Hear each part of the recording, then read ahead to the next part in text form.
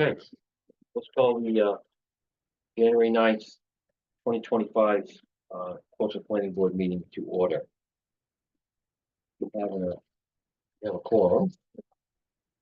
We have before the November 20th Planning Board minutes. What is the board's pleasure? I would like to make a motion to have the minutes accepted as written. Any second? Second. Second by Kate. Any discussion? Okay, let's call for a vote on the motion. All in favor, say aye. Aye. Aye. Opposed? Motion carries. Chairman Lopes, can we just go around the room and do roll call, please? Sure. Kate, why don't we start there? Kate Wilson,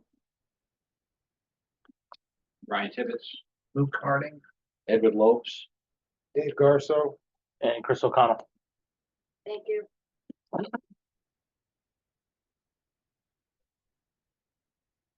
next up on the agenda is the request for review approval of the town's community development block grant CDBG applications consistency with a comprehensive community plan and with local development ordinances and regulations, including certification to forward to the town council. You'll note that this is the same application that was before us in November, but I believe there was a public advertising issue, so the process has to be redone. Ms. Hitchin. I really want to make this as quick as possible. The Portsmouth Housing Authority met yesterday, discussed that for almost an hour and a half. The application is essentially the same that you reviewed back on November 20th. Nothing within the application is different from your perspective. I really don't want to spend too much time on this. It is exactly the same in terms of $500,000 that the town will be applying for with the Portsmouth Housing Authority going in conjunction with Savitas, looking to put $500,000 towards replacing housing. I'm sorry. Boilers, right? Heating systems at Quaker Manor, Quaker Estate. I didn't change my staff report. It basically is in alignment with element number 4. And as well as element number 7 in terms of services and facilities. We're preserving existing affordable housing opportunities and improving on the current array of programs, services, and facilities for the benefit of senior citizens and disadvantaged individuals, families in the community. Okay. So I do see Mr. 70 from the Housing Authority. Is there anything you want to say, Mr. 70? no, Mr. Chairman, I'm just here in case the question comes up. Got it. Any questions from the board? So I'll open it up for public discussion. Anybody from the audience want to say anything on this petition? No, please.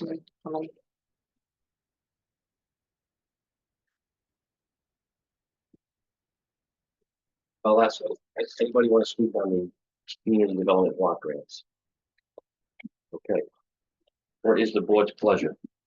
I'll make the motion, same as the last, make a motion for favorable approval to the town council for the community development block grant as consistent with the town's comprehensive community plan, local development ordinances and regulations. I'll say. So we got a motion made by Mr. Tibbetts, second by Mr. Harding. Any discussion on the motion? All right, I'm gonna call for a vote. All in favor, say aye. Aye. Aye. Any opposed? Motion carries. Thank you for your understanding. No worries.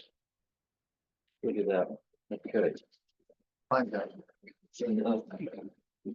Next up is public hearing, preliminary plan for public hearing for minor land development with Unified Development Review Project known as Malkin Estates. Proposed condominium development submitted by Mark DeMello and owned by Tiverton Investments LLC located at Bristol Ferry Road, tax assessor plat 18, lot 11A, zone residential, R20.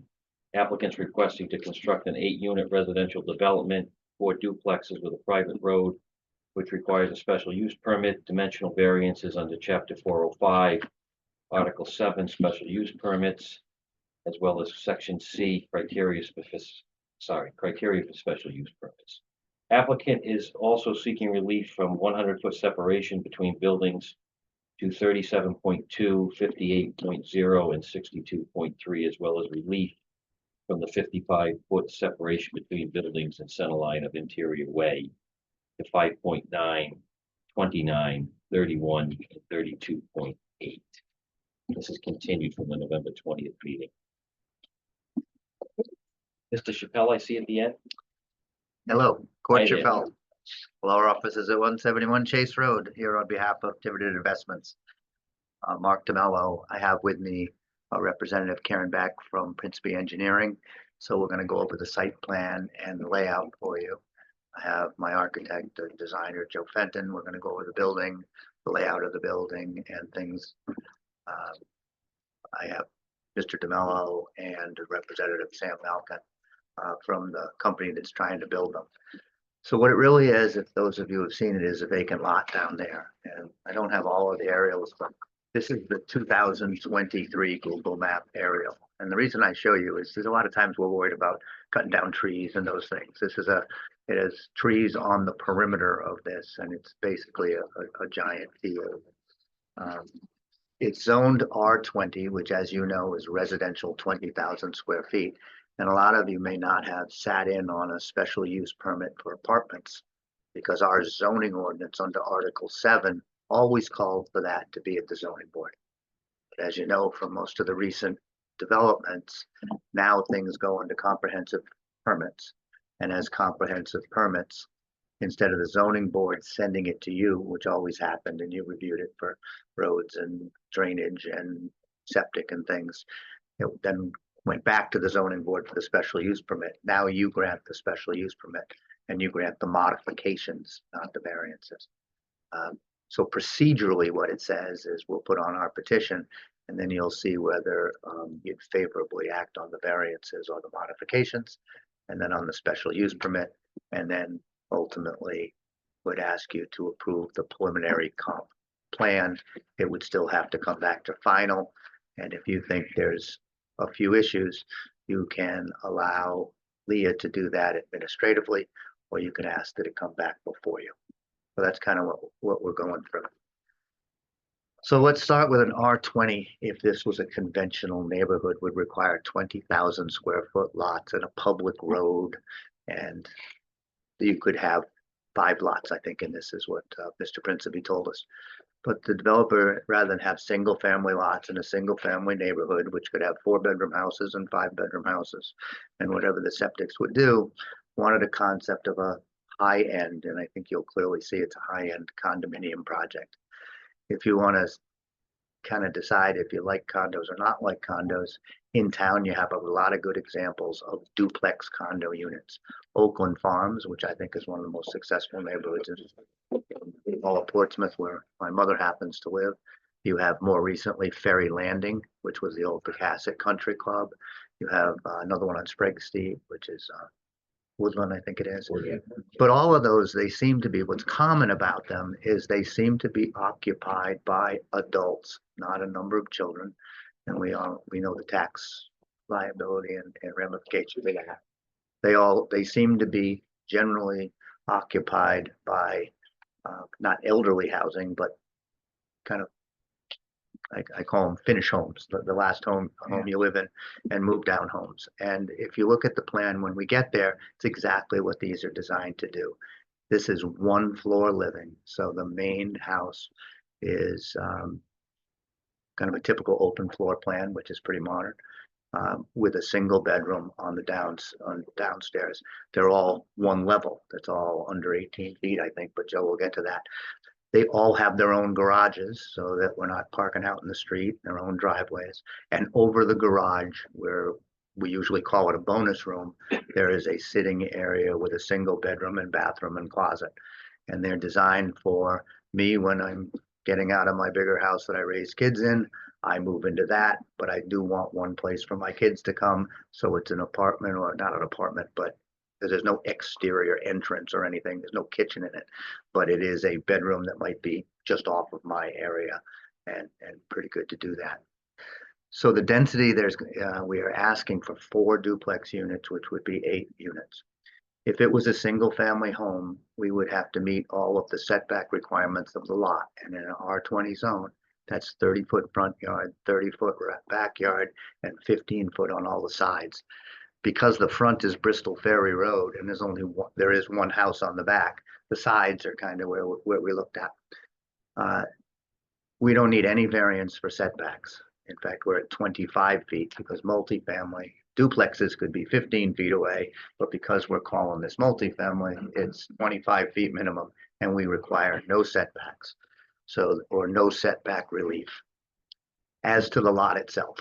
But when you push all the houses a little bit closer to the middle and maximize your distances from all the residential areas and put in the private road, it's a private road. Of course, it has to be built to your town specs. And of course, it has to be bonded and overseen by Department of Public Works.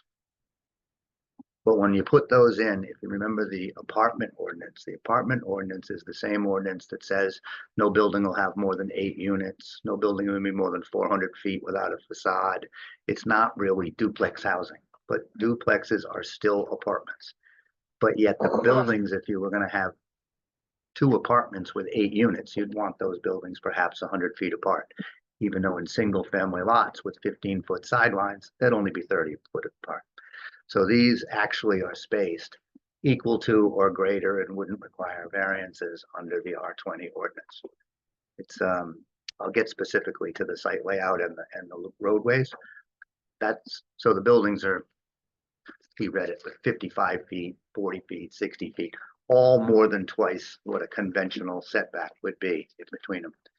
On the 55 from roadways, we don't really have any roadways. It's just a private drive, but out of an abundance of caution, Rhea called the driveway a private road, so it had setbacks.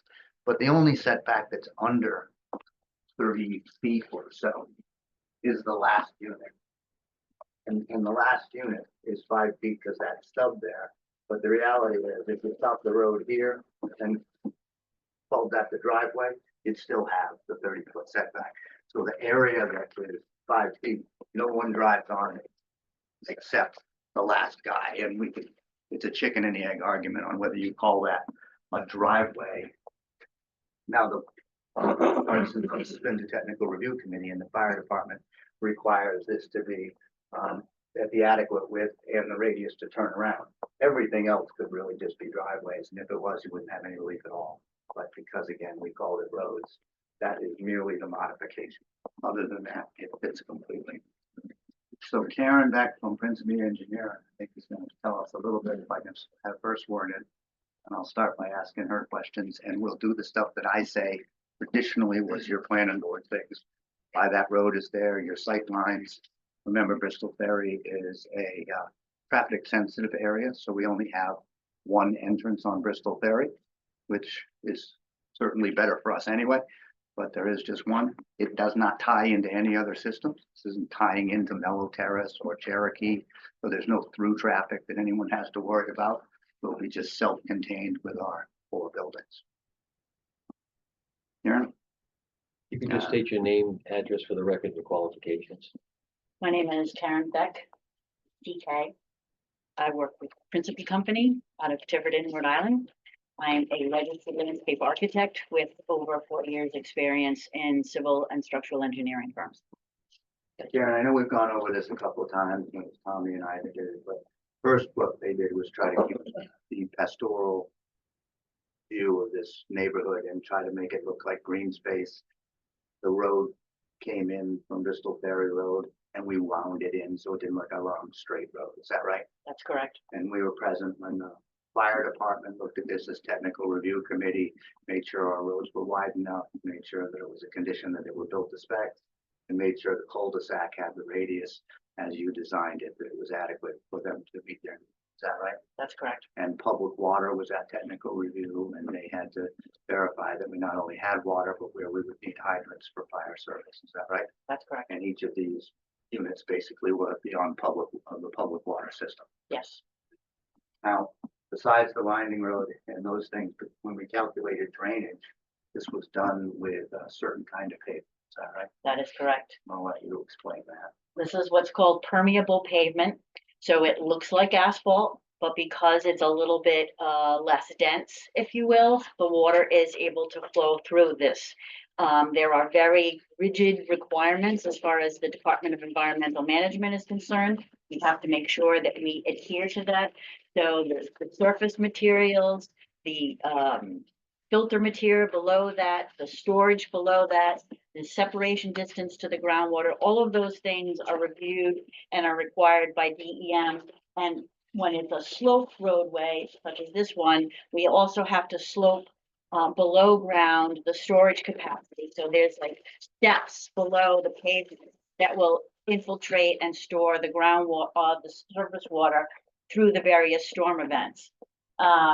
There's also very strict requirements for maintenance. It has to be swept on a regular basis and it has to be vacuumed.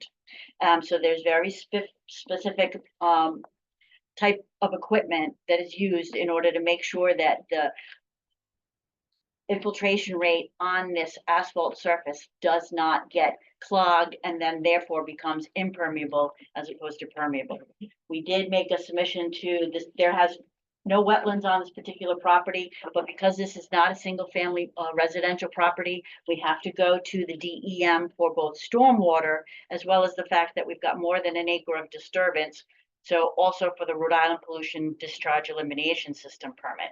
So those two permits are kind of concurrent. We have submitted to DEM for that back in the end of September of last year. They have reviewed it. They came back with a couple of comments, and we're going to be resubmitting to them for that. But again, it's reviewed by DEM and has to adhere to all of their requirements in terms of that type of pavement system. Now, I'll also add that technical review committee, whatever recommendations are made by fire, Department of Public Works, the water are all incorporated in the police, and Department of Public Works, Brian Woodhead, certainly incorporated here, as he always does, this type of pavement, that the maintenance plan be filed and it be part of the approval so that the enforcement of it is a violation. The non-enforcement of it is an enforceable violation by the town. So based on using that pavement and the roads and the roofs were all tied into the drainage, can you explain to everyone that the drainage is the underground system so that there's grass above it, underground galleys, so there's grass above it, and it gives us the park and lawn look as opposed to retention and detention ponds that may be cheaper to do, but that wouldn't have given the aesthetic park look that we were looking for. Leah, can we go to the one of the next plans just so we can have the location is?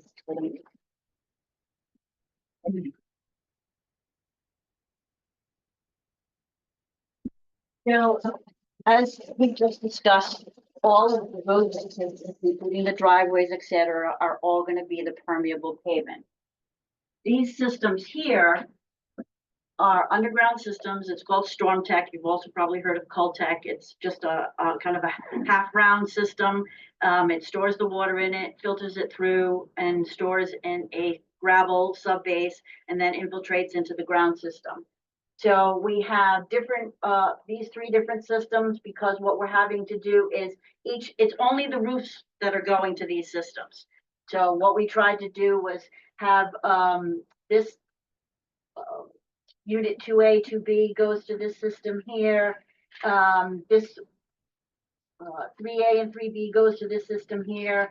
4A and 4B goes into this system here. And 1A and 1B goes into this system here. So we have to, per DEM regulations, treat for recharge and water quality, as well as to mitigate the storm events. So the 1 year, the 2 year, 10 year, 25, and 100 year storm event are all infiltrated in these systems. Same thing with the roadway system. So what we had to provide to DEM was proof that for this entire design, we would have a reduction, either equal or a reduction in the amount of flow that comes off of this site. And obviously, we're very concerned because all of this property drains down to this area here, and we want to make sure that we're not going to have any problems with the downstream abutter. So all of the documentation that we provided to DEM and that they are reviewing indicates that for all of these storm events, including the 100-year storm event, we will have a reduction in the peak flow amount to this area here. Because we're also on a state highway, and there's actually a high point here. So everything from this end goes to Bristol Ferry, and everything beyond this point goes down to this area here. So in addition to proving to DEM that our flows are less than pre-development, we had to prove to DOT that our flows to their stormwater system are less than pre-development, and also treat for recharge. We have submitted to DOT. We do not have the permit yet from them, but we have submitted to them, I believe it was back, that was back in May of last year. And we had a round of comments that we're responding to because they want to make sure that we replace all of the pavement, if we've got any utility connections, replace the sidewalk, et cetera. So there's a lot of information that they require to make sure that we meet all of their state standards for highway development, which we do. And that one area goes into the rain garden. Yes, so what we wanted to make sure of, again, the only portion of the site that actually drains down to the state highway is predominantly lawn, which it is today, so we're not changing it, so there's no increase there. The pavement is permeable, so for the most part, it infiltrates in there. But again, because there was that little bit of difference in terms of the flow that was going to the state highway, we wanted to make sure that we could treat it. So we've got this rain garden area here, and there's basically it's a paved waterway, if you've heard that term before. This is curbing along this edge here.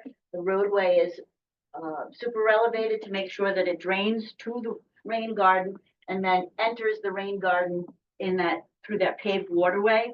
And that is designed for the, again, the DEM and the ride-out regulations in terms of the soil type, and there's going to be vegetation in it. It will look just like a very shallow landscape feature garden. It doesn't look like a typical detention basin or retention basin or anything like that. It's very, very shallow, and it will be planted as per the landscape plan that was provided by the landscape architect.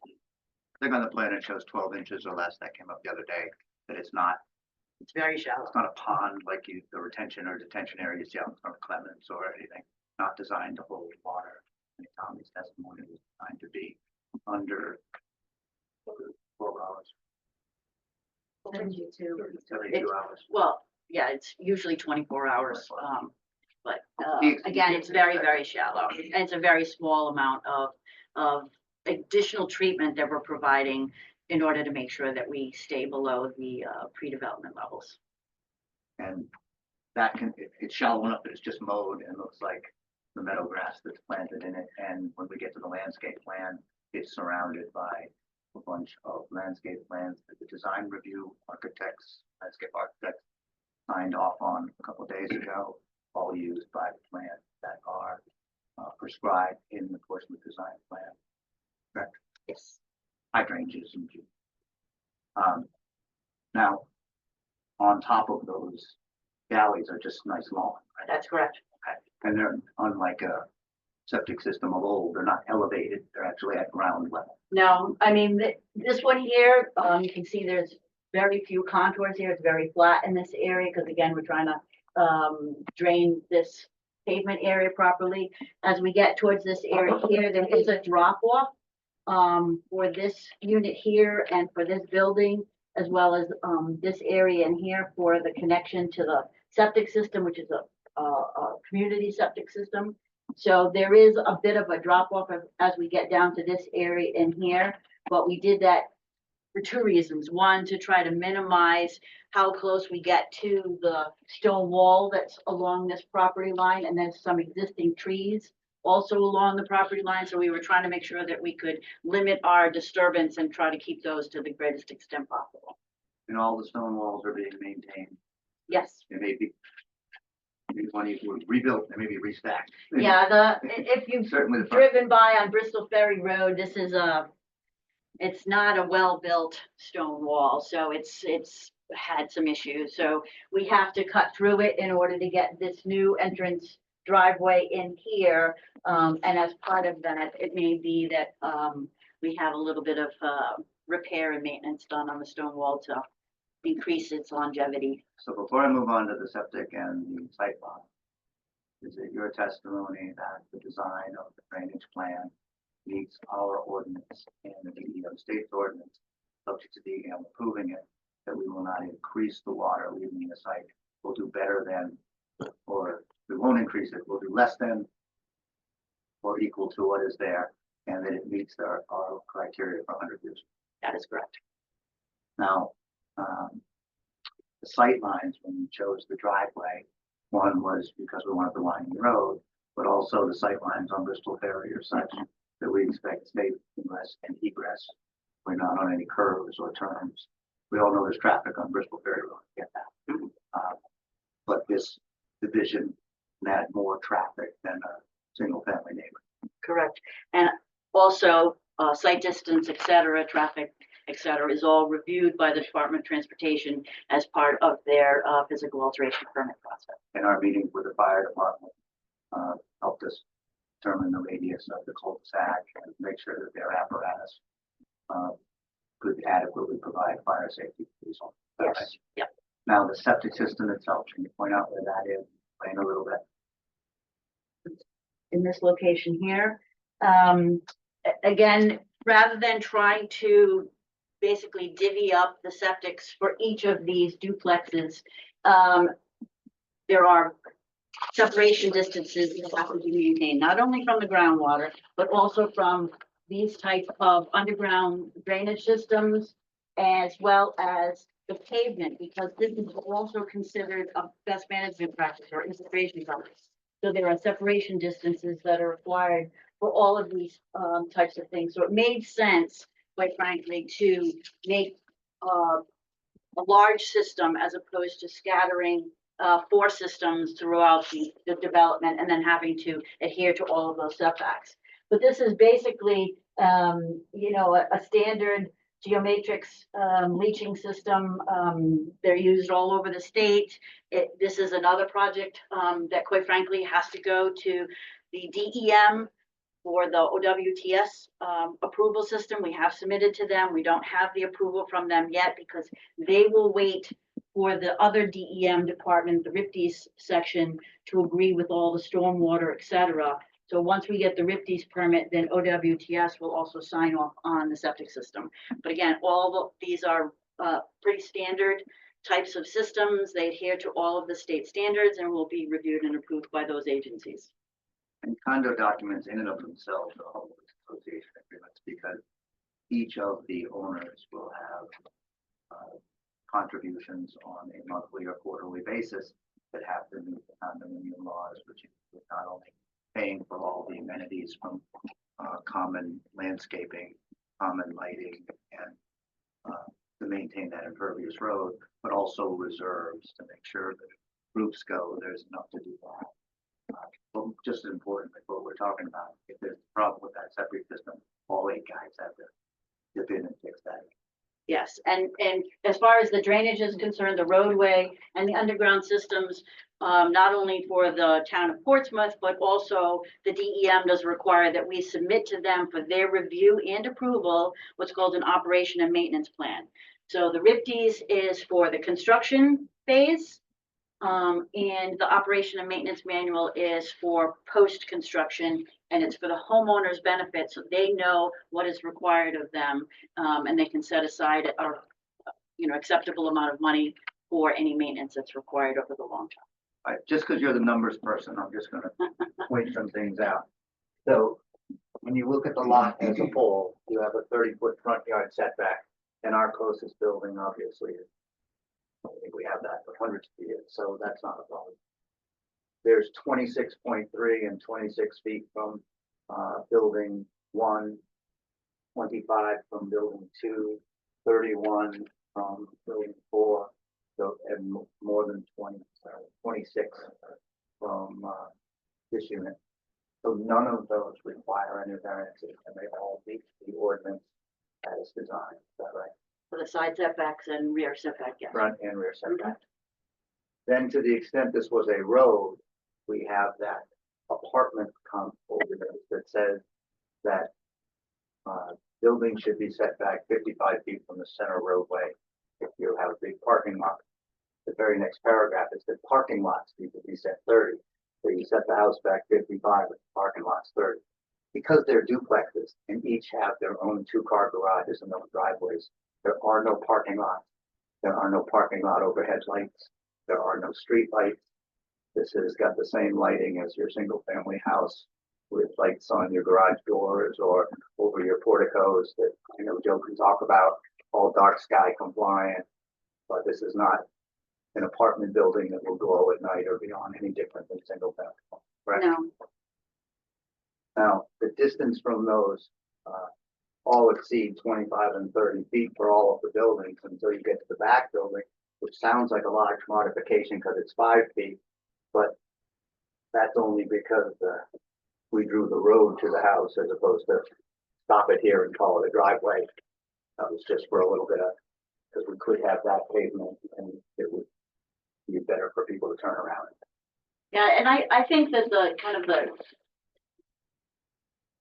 thought process, and I'm speaking obviously for the town of Portsmouth, since we don't have a right of way. So normally speaking, you'd have a roadway surface, which is paved, and you'd have a right of way, and then you would have a setback beyond that, and then you would have your single family or duplex or whatever type of unit. So in this particular instance, that 55-foot offset from the center line of this common driveway is kind of the gearing to try to get it set back from this driveway. But again, this is not a road, it's a driveway, a common driveway for these duplex units. And they all have decent front yards, which will be landscaped. And I think because of the amount of landscaping and greenscape that we have around these units, that I think having less than the 55 exactly in these units here, and then obviously this one down here, which is at the tail end of things, and the only person really traveling down to that point would be the residents of that unit themselves. And these arteries that come out, all of the garage doors are technically on the sides of these, if you will. So there's separation from the traffic and cars. Most of these will look like side yards, quite frankly, because the garages are not directly off of this paved driveway. So they'll come off of it on their own little driveway and then go into their garage and park. And then these areas look residential because it's a duplex, and I've seen the architecture, quite nice residential look for this for these units, and it will be lawn and landscape. So Which brings me to this. I'm gonna ask if they ask you any questions regarding site design and things we've testified about. She also happens to be a landscape architect, and we have the plan that she can explain to you, but I was gonna do that after I put Joe on to actually show you the units themselves and the layouts. So if you have any questions regarding septic, regarding drainage, roadways, I think it might make sense to ask those now. So I'll summarize for you, but does any member have any questions for Ms. Beck regarding the Ripley's permit, the RIDEM stormwater, the OWTS permit, which is the septic or physical alteration permit, DOT? I believe that's everything you covered there. Is that correct? yes, And I don't have a question about that part. Okay. I think you did great and answer my questions. Thank you. welcome. Okay. Now I'd like to say, Go ahead, I'm Kate. sorry. Aren't you gonna be having a little bit of sidewalks though? Cause yes, you put the driveways in, you put the houses in, but when someone's going into the front door or outdoor, won't they have to have like a sidewalk from the driveway to the house, or are they coming in through the garage? We don't have, these plans, when we developed them, we didn't have exact doorway locations or anything like that. Absolutely, there will be a sidewalk, more than likely going to a side door or front door or something like that. And I know the architectural plans, you know, there's some, overhangs and things like that, that add architectural detail that is not shown necessarily on our plan. When we get to Joe, we're gonna show you the right alongside the garage doors. This is a picture of the front of the unit. So you're now looking, this is here. You're now looking at that angle. So you come down this driveway and there are the two garage doors. When you look from the side, come down the driveway, there are the garage doors and the front door. That's what she meant by the front door is on the side.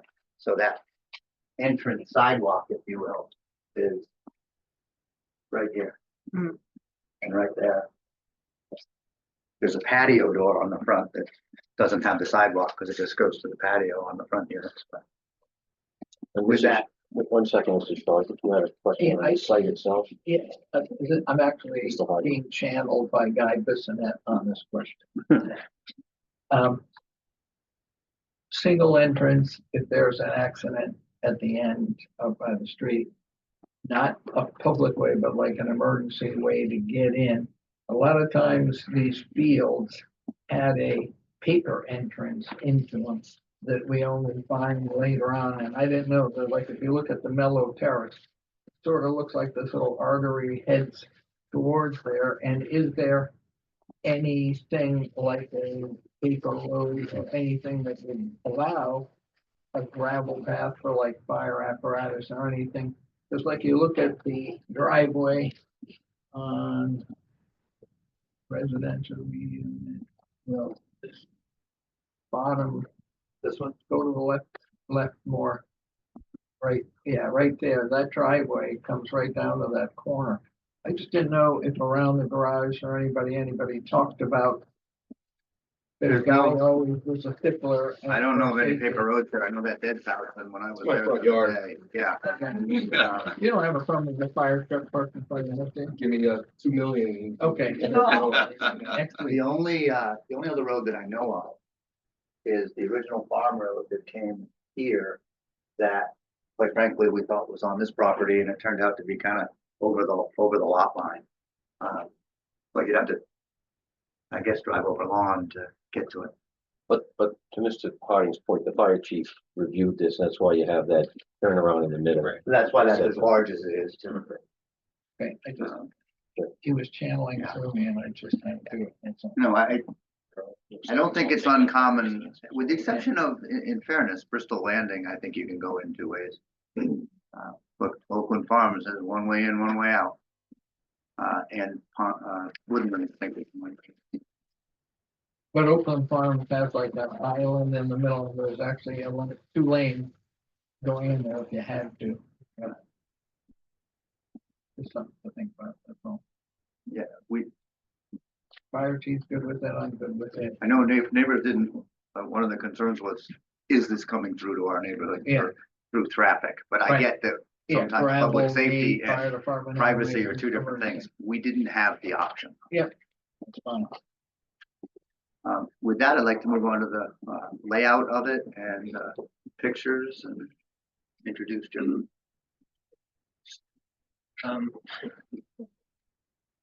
Start by giving your name. Name, My name is address. Joseph Fenton, a residential designer for Fenton Design Studios. I have 20 years of experience in architectural firms before going out on my own in 2000. I'm gonna just ask you what you were tasked to do Sure. and then how you accomplished that. All right, my task was to design a high-end duplex, 2-bedroom, 2.5 bath, with a great room that is connected living, dining, and kitchen, which is a vaulted space. Can we go to the floor plans? Sure. I don't know if you've gotten a chance to look at this at all. customers, but, so the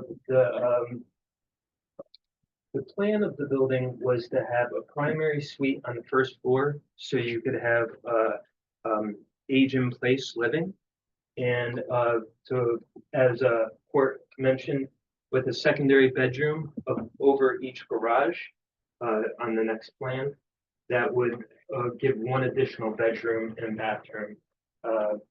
As for, other design criterias, we wanted to keep the exterior form, draws from the vernacular design of the area, using, simple gable forms and delineating the structures by having lower sloped metal roofs as accent roofs between these forms.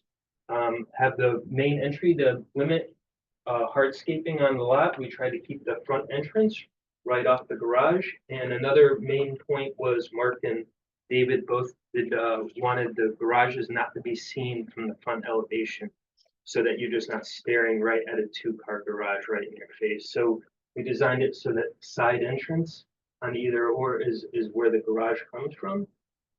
Other design attributes is that, we tried to maximize privacy between units so that only secondary spaces connect and touch each other, meaning the walk-in closets for each primary suite so that there's a buffer between noise, or a secondary room like a bathroom, to the other living unit.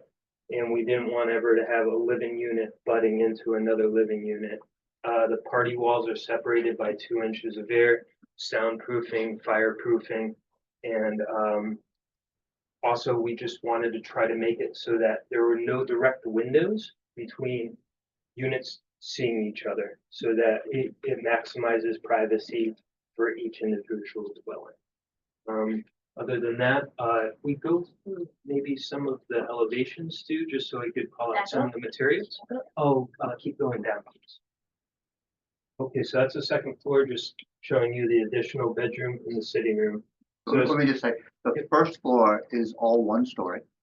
And what is the total height? oh, if we go to the next elevation, I think it's 23.9. Yes, 23.9 would be the maximum elevation, and there's only a second floor over the garage, yes. 23.9 in the garage, and then the Oh, and main is lower. yes, it would probably be, I don't know exactly what it is, but the plate heights are about 9 feet, so that, and it's a 6.5 pitch, 21 feet wide, so roughly, maybe 14 feet of a ceiling height for that plate right there, for that ridge. Could you go to the rear elevation? Sure. So that's a side That's elevation, side elevation one more. and that would be the rear of each. So the rear elevation with this just has come up because this is not our first meeting. We've been to design review and things. So as far as neighbors go, no porches facing neighbors. And the most private and quietest area facing neighbors are all the back garages. They all face the outside and perimeters of the outdoor spaces are all interior and facing each other, not facing the. Yeah, other than that, I think with the vernacular design, we're trying to keep locally used materials, white cedar shingles, cedar timber structure for the covered porch, and arbor in front of the garage. Asphalt shingled roofs for the main body of the house, accented by black standing seam metal roofs in the middle and at the canopy over the garage and the covered front porch. Can you go back to the rendition? Oh, that'd be all the way at the top. Top. Sure, First- I just first wanted two. everybody to see. Oh, everybody. And we drew them to get to see them. But again, when we use the word high end, they are black windows, which tend to be fairly nice. There's the porticos over the accents that are all the black metal roofing that we see in my opinion, some of the buildings we like around town.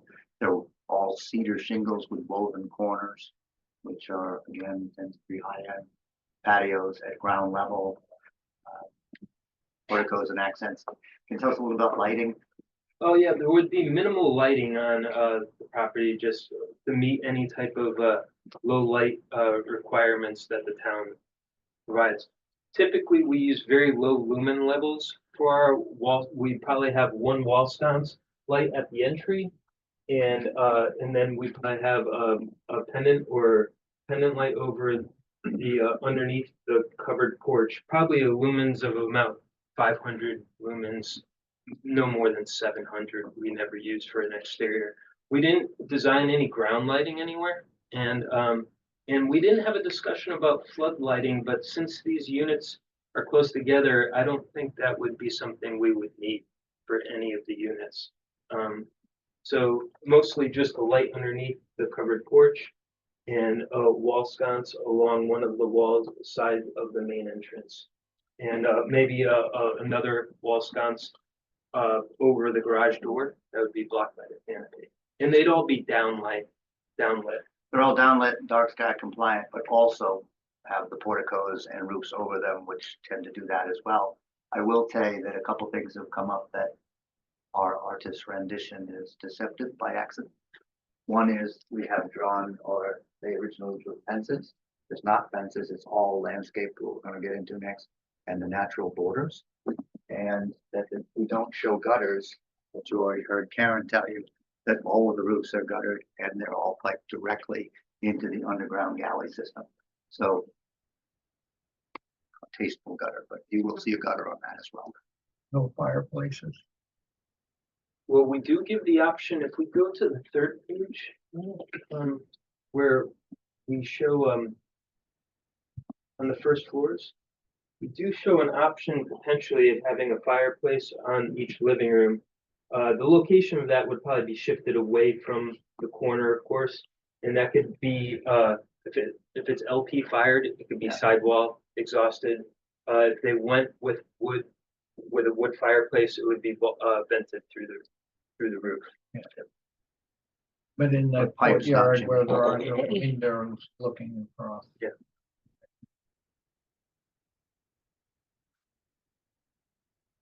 So that is what I want to present you about the quality of the building, the look of the buildings, how they were designed to stay as far from neighbors as allowed.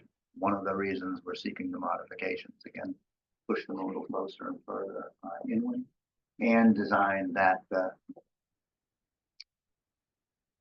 to me, a patio off the back of the garage, if that garage was living space and the patio was 25 feet off of a neighbor, it's a completely different noise. I am going to tell you that condos in general, I believe you can take notice that they're quieter and they are neater, and we don't have to worry about one landowner not cutting his lawn and being dragged into municipal court because he doesn't keep everything. The condos tend to be all one party landscaped. They tend to be, I tell the same story always in design review. I moved into Oakland Farms with my children when my house was being done. Mrs. Kravitz told me I couldn't put my garbage out on Tuesday. I had to put my cans on Wednesday. I couldn't have my dog off a leash. My kids couldn't play in the yard. I couldn't park a car, and I couldn't do any wood projects in the driveway. They tend to be good neighbors.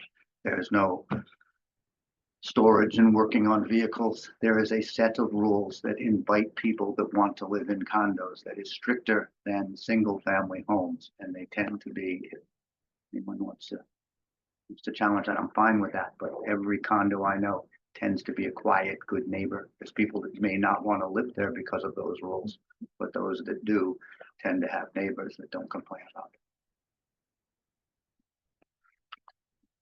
it. Any board member have any questions for Mr. Fenton? Okay. So I'm going to move to landscaping now, and I'm going to tell you that Dave and Mark allowed me to write to the neighbors and invite them to a meeting. If you remember, we actually continued the last meeting, and some of them availed themselves of that, came to the office. So there's a couple of agreements that I'm going to specifically put on the record that when it comes to landscaping, if you decide to go to this. One is we always have a landscaping plan that's approved by design landscapers. And they say that you're going to plant these trees at this height and at this width and at this fall. And you work on the project for 7 years and then they plant the tree. So your relief doesn't come in year 2 when it should come. It comes in year 9. So there was a condition that we put on that landscaping, perimeter landscaping all got done at the time the roadways went in and at the time we started the project and not the end. I think you should make that a condition of every petition that comes before you. But that was certainly done. There was a specific plan to identify every tree that was on the border and to identify which trees would stay and which trees would be removed and where they needed to be augmented. You're going to see that there are, can you bring the landscape plan up? Sure. So remember, we go to design review, and design review has very specific rules about, first, as to your view from the street, we would like to see some large shade trees. So these are, if you were to read this, you can look at every tree here and it'll have an initial. It might be JB4, and you go to your key, and JB might be red cedar, and there's 4 of them. And somewhere on this map, you'll find them all. But if you go to the road, there's a series of red maples that are ornamental red maples. These are tupelo trees, which again are large shade trees, and that will give that winding lane look. Help me on the blade. And then London plane tree. London, yeah. One of London plane tree. That's the border are all western or red cedars, again, designed to be blocking this. In the rain garden, there's some cedars that are for blocking, and then there are landscape plans around the foundations. They are not specific, but there's 405 plants. So all of the foundations will also have typical, 5-foot wide landscape plans, and it's hydrangeas and mountain laurel and all the things we see at most of our houses. But a very generous amount was put in to go circle around all of the units to again make this look like a green space. There are gaps in the wall. This was a gap that we learned from the neighbors meeting, Deb Chapman over there. Right on the right that has a lot of bamboo in it. Bamboo is an invasive species. There's a commitment for us to help to remove that from our side and help her, because she tries to remove it from her side and it just grows back.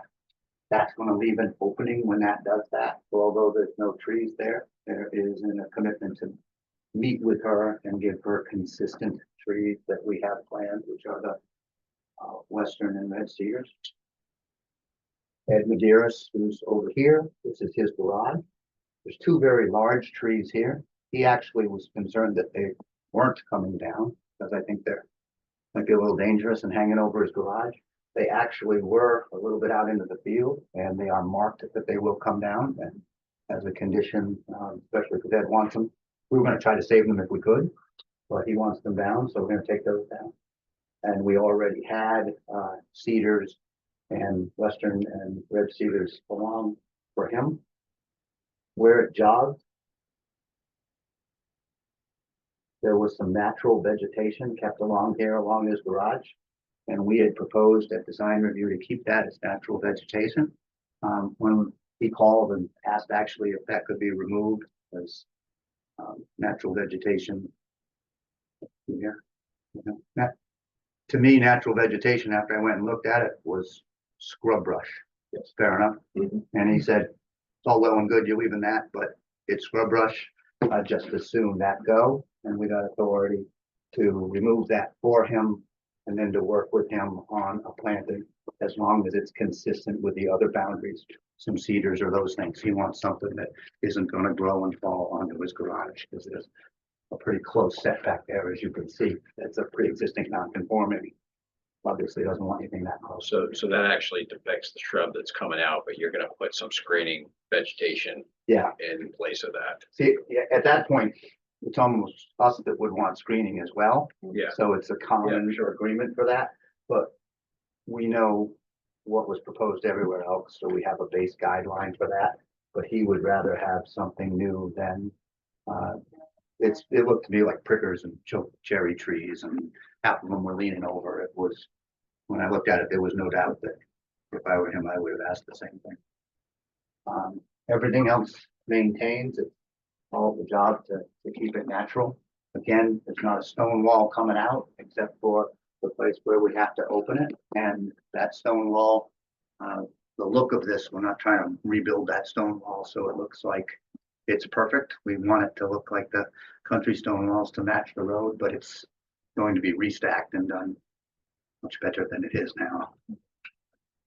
So The stone walls on your side or the, I think the stone walls, deeds, most deeds go to the center of stone walls. Okay. You know, it's, so I wouldn't be prepared to tell you it's our wall or their wall, but certainly the road, the one along the East Main Road is our wall, I guess, or ours in the States. But all other walls I would think are common with the neighbors, and we just want to make sure we pick up the stones and stack up. So generally, that's the landscape plan. There's already kind of heavy rows of abrevieties in here with neighbors in this area. But we have landscapes, so there should be protection on whether neighbors cut their trees down or not. We don't rely on the neighbors. We just don't cut anything on our property that's providing relief to the neighbors and giving us the same thing you see in that picture, which is just a perimeter, fairly mature buffer. That's the substance to the landscape plan. so you're leaving the shrubs in some of the other corners? Based on Yeah, discussions with the neighbors? There could be somebody here. I know the Fitzpatrick's, I think, came and talked to us. They were over here. I know, Deb Dappman talked to us, Ed talked to us. I didn't hear from anyone here. That bottom corner, that's all sumac in there. That's pretty invasive. So we didn't hear from we're willing to work with anybody that's a neighbor to kind of look at. We started by saying we're not taking anything out because I thought people would say, I don't want to see this wide open field. So we said we wouldn't take anything out. And in areas that it looked like we didn't need to augment it, we didn't propose it until we talked to the neighbors that availed themselves of our meetings and added a few things or took things out depending on what they wanted. If there's anybody else that has a concern, I know if you're here, that's all of you, right? That's that whole Down end seems, the corner. yeah, the whole end seems to be one. Feel it. 3 or 4 here. Let the record show that's Mr. Napier's property. That looked like, It looks tropical, highly invasive. Yeah. Been fighting it for years. Yeah. Highly invasive. It's I not hate quite as bad as bamboo, but I- pretty close to it. That whole side, it's the same. Yeah. All the way up. I'm afraid I'm a card carrying member of that club that has too much of that. It's too bad because it does look pretty, but tropical looking, but it's just, yeah, the nightmare for maintenance. So we can, when we open up to comment, we'll let you speak to on that. But Mr. Chappelle, you said that there was a number of agreements. Is there just one abutter that you have an Well, agreement with? With Ed, we wanted to make sure we committed to taking those trees down that were on the plan and take these down and replace with our typical landscape plan after we talk to him and see if he, you know, again, there's a budget of that landscape plan. If he wants something different within the budget, what do we care about? Deb, there was a agreement that there was bamboo, and we do our best to get rid of it all on our property, but she's fighting an uphill battle if you just take it off on one side of the wall. And then if that leaves a gap, she was going to specifically, you can correct me, but where she is, she might look out and see what's a pretty nice green space and like it, but might, because of this unit, want to extend this down to here. So we'll meet with her, depending on her windows and her porch, and she can tell us how much of, it's only this area here, it's only 50 feet that's kind of open after we remove that bamboo, so she can tell us if she wants those trees put back in there or wants to leave some view for us. And I think she'll tell you she will comfortable from our meetings that we'll honor that. We go back a ways. Don't know that. Anything else on this, Mr. I think that's all I have. So was there anything you wanted to address that's not previously addressed in the design review board comments of January 8th that we had in our packet? Unless you have any questions of design review, I thought, we just get those yesterday because we didn't give them a lot of time, obviously. But they were very favorable on design. I don't think they had any questions at all on design. They were very favorable on landscape. So why don't we enter this, let's get a motion to enter the design review board as exhibit A until the petition. I'll make a motion to enter the design review for minutes of 8 January as Exhibit A. I'll second that. Second by Mr. Garso. Motion made in second. All in favor, say aye. Aye. Any opposed? No.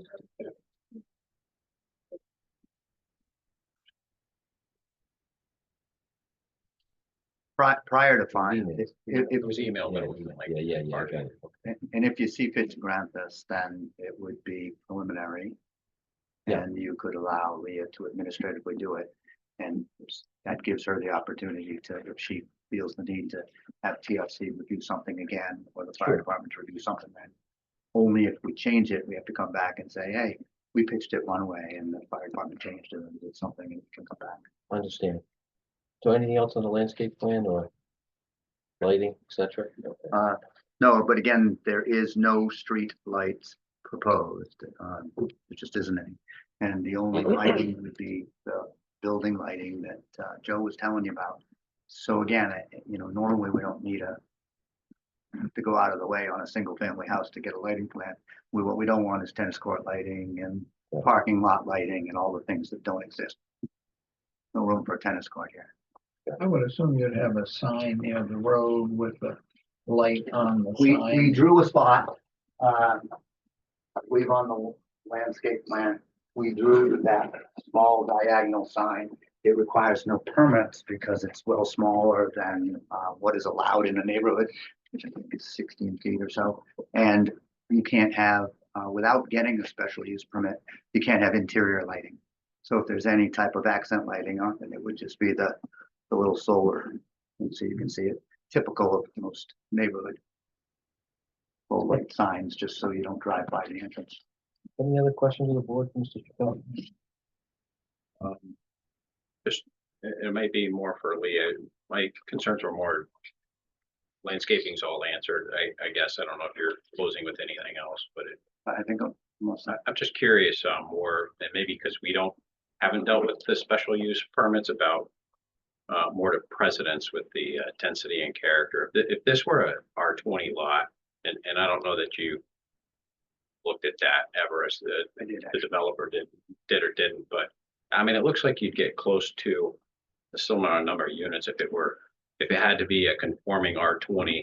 it had to be. And you weren't getting a special use permit for any variances, where would you have landed here? I can tell you 3 different scenarios, and not to be, one of them is not meant to threaten neighbors. But you first look at it is whether you want a conventional subdivision at 20,000 square feet. And as you know, acres 43,560 square feet, it's 2.5 acres. It's 128,000 square feet. You subtract the road, which would be 50 feet wide. You could come in with a short cul-de-sac and then take the frontage off.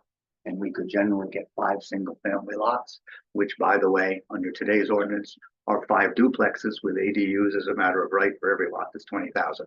So we could put 8 people there no matter what. That's under conventional subdivisions. What we also looked at was LMIs, because there is clearly a need for housing, and clearly there's a spot for them, and sometimes maybe a spot that's not for them.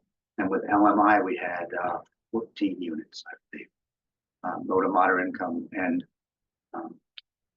there's not much you could do about it. I pitched rate, you could turn it down, and It's I could go and duplex. say you don't have a right to turn it down. You could have 2 houses on a 3/4 acre space. Well, there's two rules there. One is a duplex.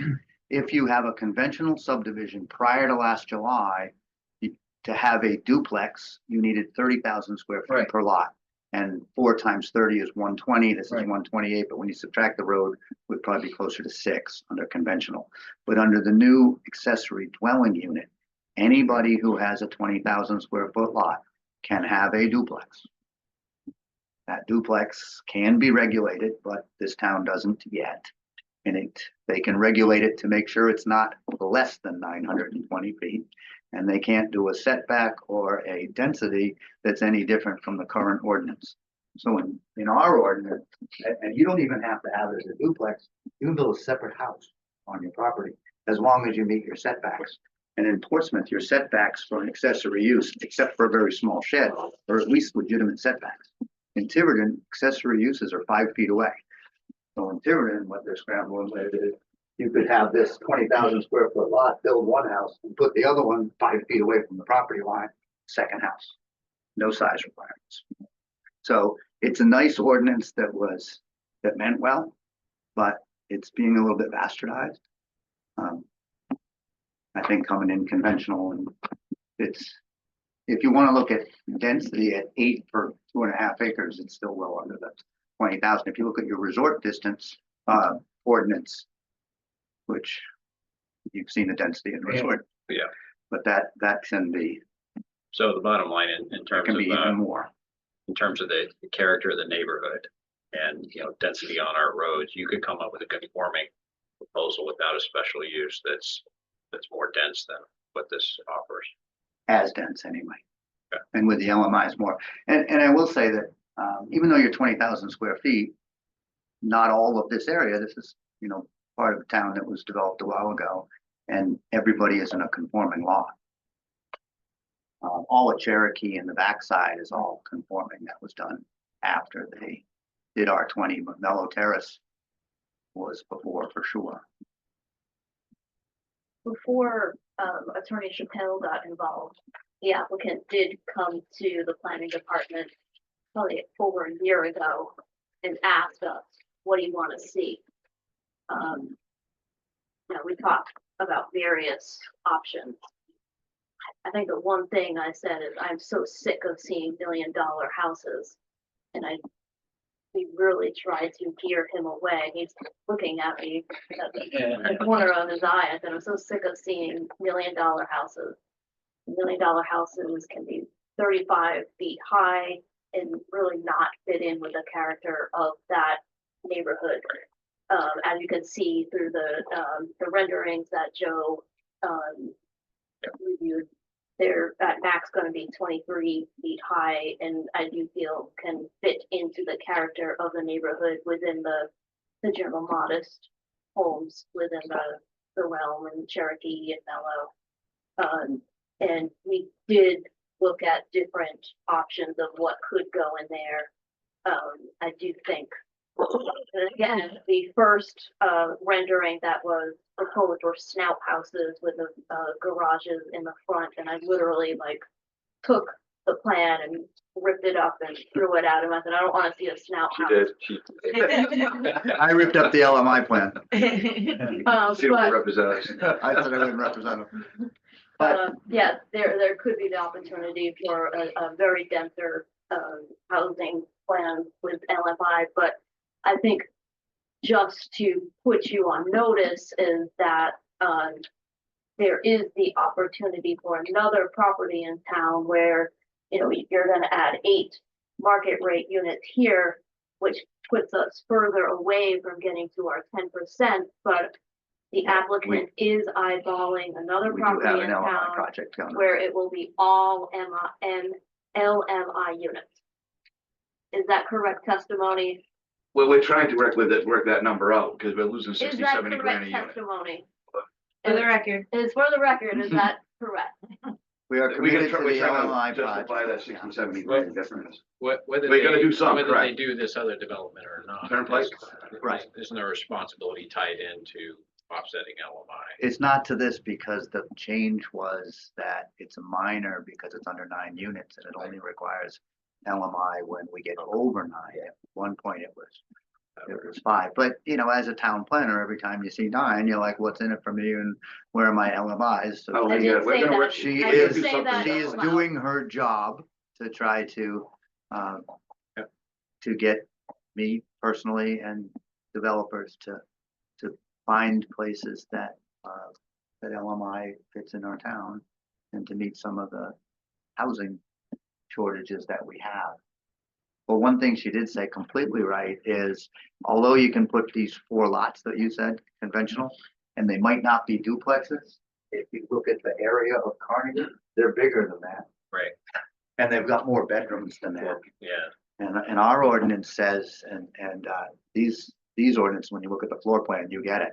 When you have a 2-bedroom unit, which is what you count for density, when you have a den and a study and a sewing room, that ain't a 2-bedroom unit, it's a 5-bedroom unit. These really are 2-bedroom units. You can't find a room on that floor plan where you would say They're, you know, they're all open, there's no closets, there's no dens, there's no studies. There's one great room, 2 bedrooms, that's it. There's that small sitting area that's under 10 by 10 outside of the upstairs over the garage that has no doors and open. So And there's this no- would fit the ordinance. There's no age restriction on these, but the demographic you're probably gonna get is quiet. That certainly seems to be what's happening with the condos. You can by law age restrict them. But we haven't seen fit to do that. I know if you look at Yeah, freedom. Oakland Farms, to my knowledge, no kids in there that I know, or there's certainly. Right, at Freedom Bay, they had an age restriction, nothing sold. Then they dropped that, and then everybody bought, and there are still no Still no kids there. But once, you know, so it's just a fear. Well, the biggest age restricted one is over in Tiverton, by the boathouse. Yeah. But, you know, one person can be 55 and the other one doesn't have to be. Becomes, and 20, I think by law, 25%, even when you restrict them to over 55, there's a percentage that can be under. Because you move your children in, and your children live there for 7 years, and then you die and your child is 54. And we got to evict your child. So they have made some exceptions to. How about basement? They do have basements and they do have the garages, but they don't have any attics. And in the discussions on basements, the downsizing, my problem with downsizing is I want to throw away half my stuff. I don't want to throw away 3/4 of my stuff. And if I downsize and don't have a unfinished basement and a garage, I gotta throw away 3/4 of my stuff. So it really is. But a lot of those single level other units that are around, probably 50% of them finish an office, a guest bedroom, all that stuff in the basement. And that's all, no harm, but that's all that's not- subject to permitting though, so. But Yeah. you're right, but I will tell you Yeah. condo documents, because we did it over at, where it tend to happen is Prescott. And because your septic system is limited to the number of bedrooms, you would need a permit. I know you can do it without a permit, but you would need a permit to add a bedroom, and the condo association requires and ties. When you insure condos, there's one policy for the whole thing, and each guy buys his unit. And depending on how you finish things, your price is higher. Yeah. And everyone else's price is lower. Yeah. So we find in Prescott, if you finish your basement, 3 people rat you out to tell you they finished their basement because it changes everybody's percentages. But if you went to get a permit to do the basement, you couldn't, it'd have to show it's not a bedroom. Which means it couldn't have a door, couldn't have a closet, couldn't be more than 10 by 10. All the restrictions that towns have on what the definition of a bedroom is. They're more regulated than single family houses trying to slide one in their own system. Yeah. But you are right, people could do that.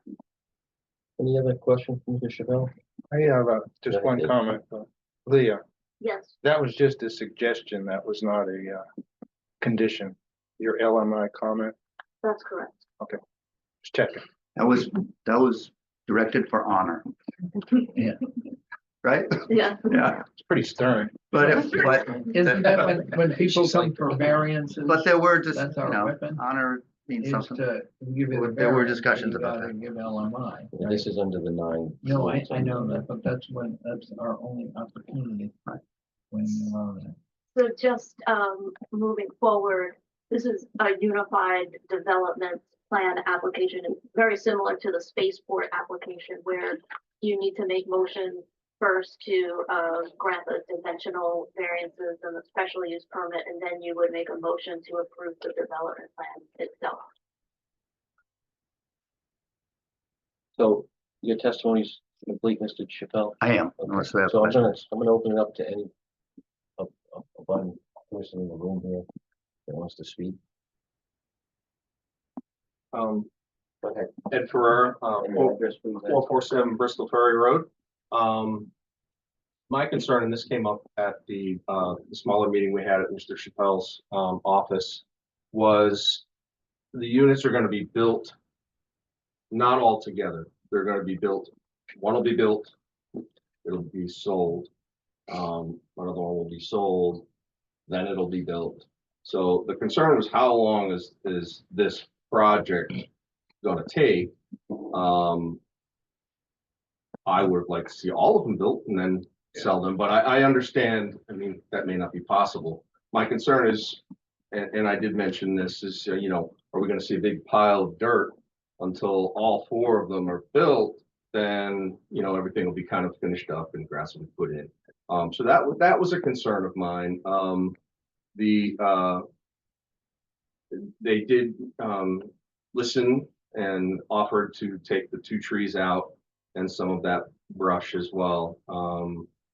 But I think overall, it's not a Dollar General, so I'm happy with what I see. I think if it is built the way it's being presented, I think it's a good neighbor.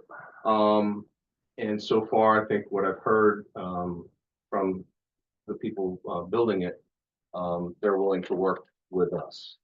Now, once it gets going, well, you know, we'll see what happens. But my concern is that the building is not going to be built until it's sold. Am I correct? Well, we're gonna start the first 2. Then once we get them under, my name's Mark DeMello, And adding for the record, 395 Park Avenue, Portsmouth. Right. The first concern I think was the dirt pile. I told them as we start digging, we're gonna be some small piles, but I just hate when you go to a job site and they just haul from point A to point B. Then you got a payloader stacking it up, another machine stacking that up. Then you got to move it all back out again. Anyway, it makes no sense. You better just haul it away at the same time, as much as you can. So I think we got that. I thought was pretty much answered to. The second question was what now? Was the The build out. So as soon as we get, you know, one, maybe the first set, one building under review, and start the next one. I'll hope is just keep putting the foundations in and just go from one to the next to the next. You're gonna have your own cost savings by doing that. Oh, definitely. The other thing that at final, there's development plan. And we have learned from another region, found out that the infrastructure has to go in first. So most of the heavy construction, I know that each house has some construction, but most of the heavy construction is the installation of our utility, the installation of our roads, and the installation of our septic system, which by definition has to be built to go with the first one. So that has, because that's done first before we can pull permits. The majority of what I call the super excavation and heavy site work is all done. Individual site work to dig the foundations and things. And, you know, because this only serves the rain gardens for the back too, that might go, you know, afterward. It has to be built from the street out as a practical matter. If the first guy comes in and says he wants this one, then the whole thing gets built first, really, except for the foundations. But to be able to sequence the trades, I mean, it's in your interest as the developer. My interest is like To keep going, you just can't predict. Right. If the economy, you know, goes the other way. that green space coming in, I like to get them trees planted right away. Get that done, you know, get it all landscaped it in, you know, Remember that's the fertilize it. condition, yeah. So this way, that's already looking good. That portion's already done. Stops dust, you know, have dust control right away. You know, when we dig the street, any extra dirt we'll put to the left side. You know, or when you're looking in, you know, so I guess it would be the south side. You know, so this way, we're not disturbing all that what's already there. You know, marking it all up, putting ruts in it, keep people up from parking on it. You know, control parking. So we definitely got a good plan going. It just we want it to be nice. Why wait to do the whole project at the end? Just, you know, do it in chunks. We talked about the perfect crime being each of those foundations a month, 3 weeks apart, so that our crew could just, the plasterer would move, electricians would move, insulators So if would the move. economy stays good or better, they'll probably see just go from one to the next. And a You big start project, with those the- 50 you start with condos, the they might be deepest built one? over 30 I'm years, sorry, they're still Gina. building. You start with the deepest one and work I think we it, start with the first on the left. so the first, we'll Right. continue to see trucks going by Right. until it's done. All right. let's see if there's any other butters too. Yeah. I was gonna just make Oh, one go more ahead. point in the fact that, the Rifty's permit is a state permit, and we have to tell them how we're gonna phase the project. And it's also gonna be very important that before the roof gets covered, that stormwater basin for that has been installed so that you can connect the gutters to it. So it's very important as part of the RIPD's process to make sure that we don't clear more than we need to, excavate more than we need to, and make sure that all of our drainage is controlled so it doesn't run off onto somebody else's property. So that's all looked at as part of that process. Thank you. Do we have another abutter? Could you just state your Sure. name and address for the record? Of course, Debbie Natman, 445 Ferry Road. I have a question because talking with Mr. DeMello, he had mentioned that there probably will be movement and building 6 days a week, starting at 7:30. I am south of that driveway. And I mean, I'm up then, my 2 children are not. I'm just wondering about, and I know construction starts early to work in the industry, but is there any wiggle room? 7:30 is pretty early. Are the I trucks think we're still coming half and hour going? off in Portsmouth, with the 7 o'clock, I think we stop. I thought it'd be a nice going to jump to 7:30. We do have, as you all know, a noise ordinance, and that ordinance has a different decibel level in residential neighborhoods between 7 AM and 10 PM than it does from 10 PM to 7. I think it's 55 and 65. So no matter what time you start, you first have to follow the rules on decibel levels. Just from what I know, the dumpsters can't be emptied before 7 because the shutting of a dumpster exceeds the decibel level. So I'm sure that there are certain excavators and things that exceed the decibel level as well. So I. And that first set of buildings are gonna be probably a good 200 feet from your home. So there's nothing on top of you. No, I understand that. I'm just thinking about everything coming in and out because the driveway is on top of me, basically. And we certainly appreciate that, but this board doesn't relate to sound ordinance. But I would say that if, I don't wanna lie to you, if somebody starts early, then I'm like, I'm the bad guy, quick. no, but I mean, if Appreciate your if he's honesty. if he's working to get it done as quick as possible, that's probably why he's gonna work 6 days a week to get the infrastructure in. But that's really, the infrastructure is the bulk of the noise. Mhm. So if he can get that done first, you'll be home free after that. Because there's no houses really next to you. Right. And 7:30 does give you at least a half an hour from the ordinance. I mean, do you have like a timetable for how long that will take? Well, just what the economy is, Okay. I hate to say it like that, but Well, the first of it, it's permits, right? So we've got to be here for preliminary and then back for final.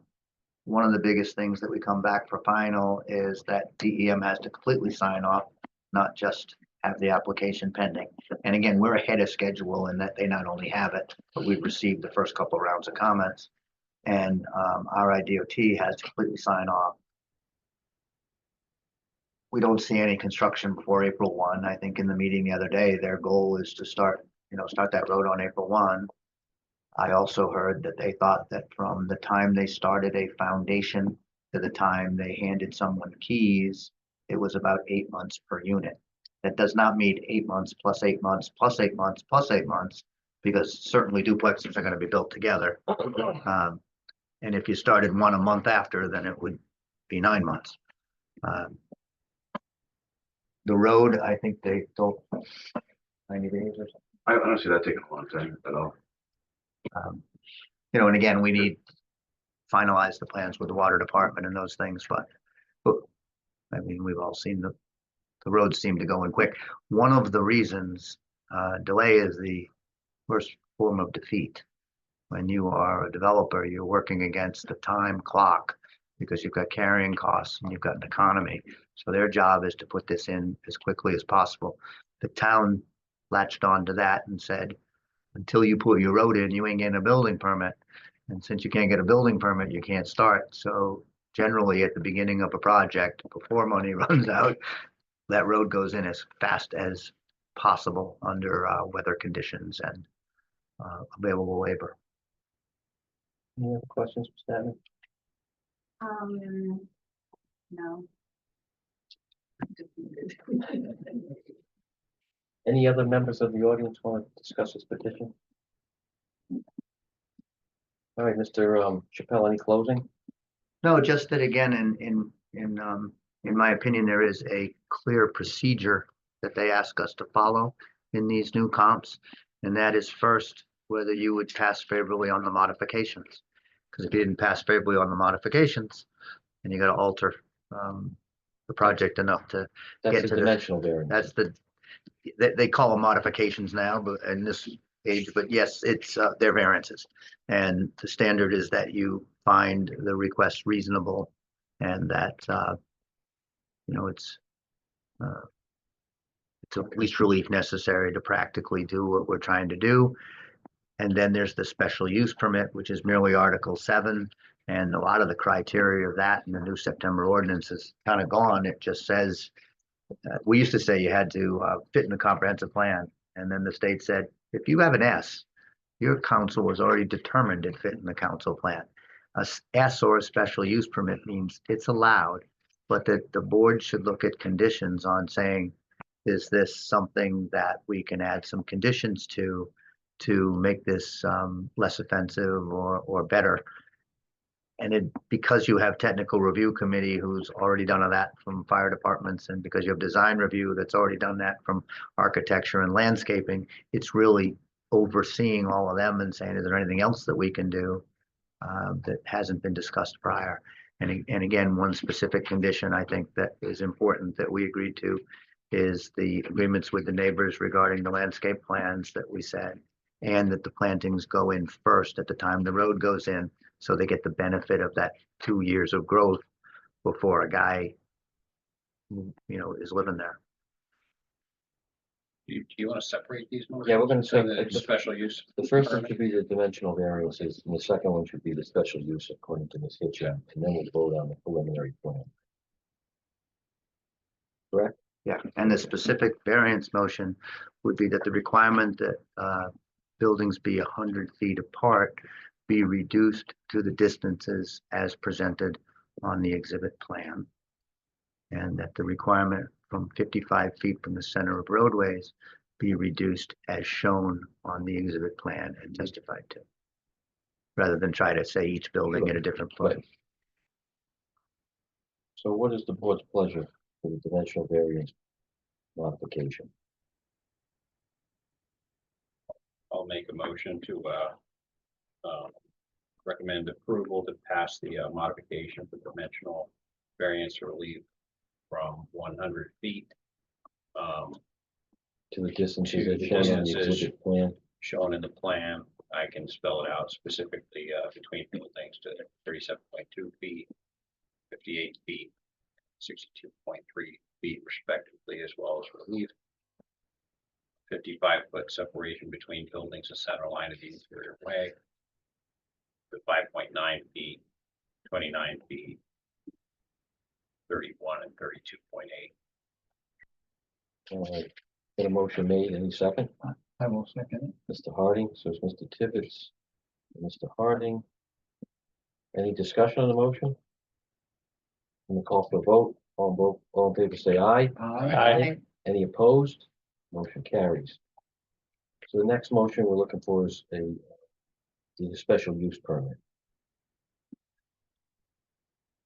Make the motion to grant a special use permit allowing development from an R20 approved lot to a minor land development as this condo development, Subsection 1F apartments, etc. adding what you just said. Yeah. Yes, sir. All right, No, second. seconded by Mr. Harding again. Any discussion on the motion?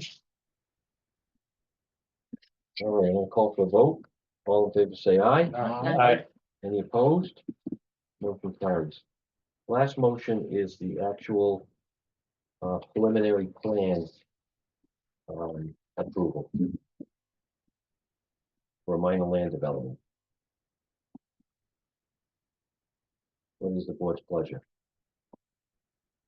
So I'll make the motion to approve the preliminary plan development for the minor land development, incorporating those provisions of Exhibit A, that's the DRB minutes, incorporating that the development be approved by a registered landscape architect as set forth in the presentation. Incorporating the abutter comments discussed with regard to landscaping, including the removal of 2 of the larger trees, some of the native shrub requested, and screening as highlighted in the presentation. Also add that the roadways and landscaping provide be installed first. That was agreed upon. Yeah. Yeah, okay, adding the roadway and Infrastructure. infrastructure be installed first. Well, majority of it would, but the And, driveways. yeah, anything else? I think it's perimeter landscaping as well with the emphasis. Well, yeah, the landscaping and. I'm just landscaping in general. It's the It's landscaping. perimeter Which includes landscaping, perimeter because we couldn't put the landscaping around the buildings, for instance. This perimeter landscaping to me would be all the street and all the perimeter. So you're committing to providing for the road and perimeter landscaping first. Is that what you're saying? I would say the perimeter landscaping is the road, because we get those started from Bristol Ferry, and all of what we do on the outsides.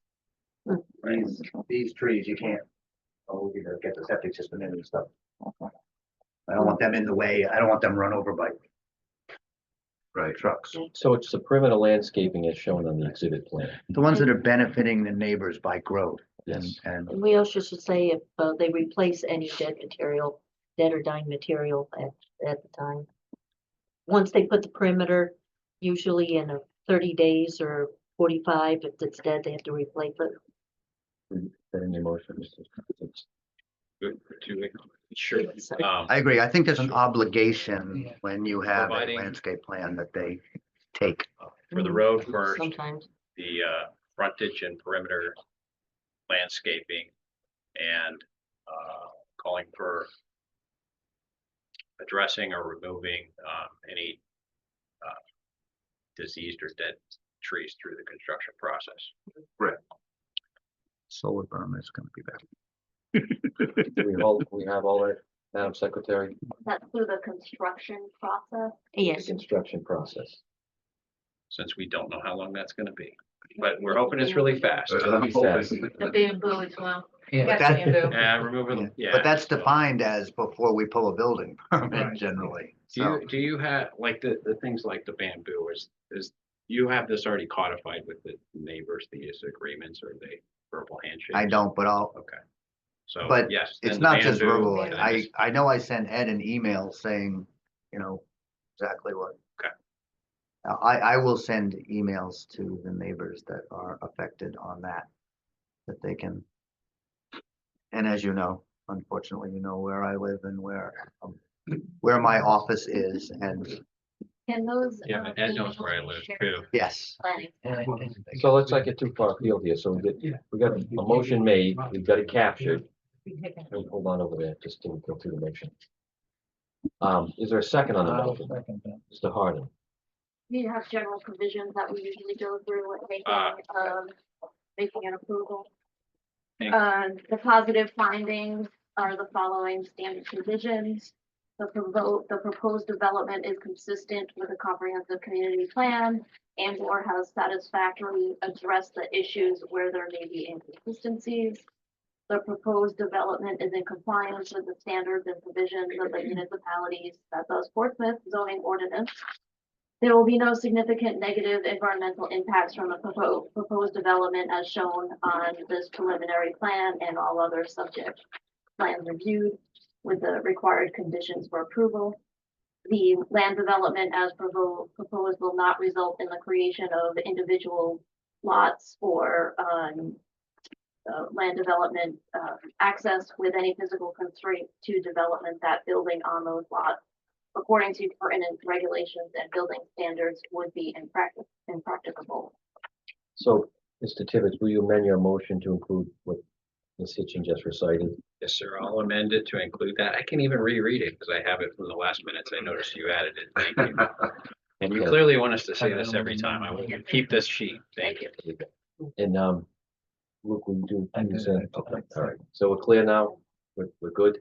Want me to repeat the whole thing? No. Yeah. We got it. Okay, all right. I'm gonna call for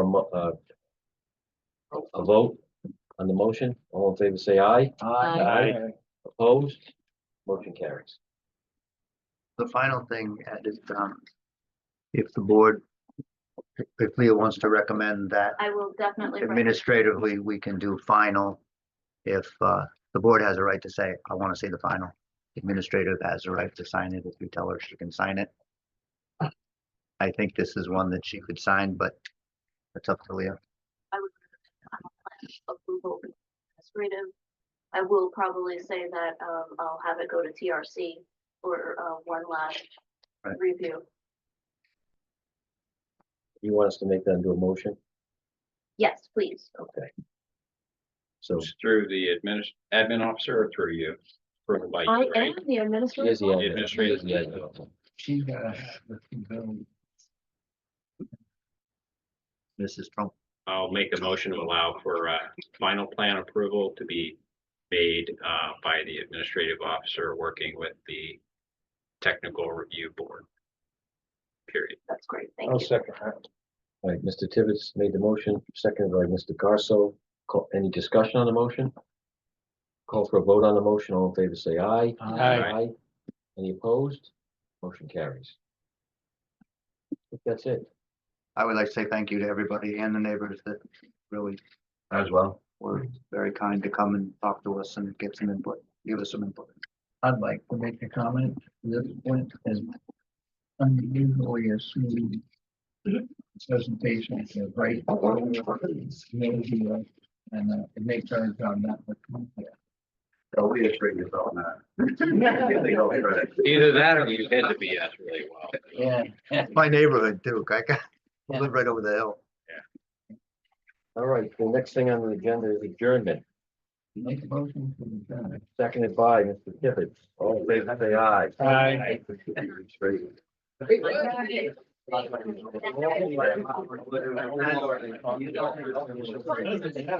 Yeah, right.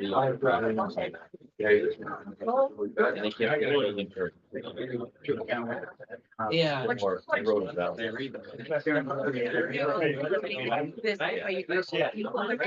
It's more already. There you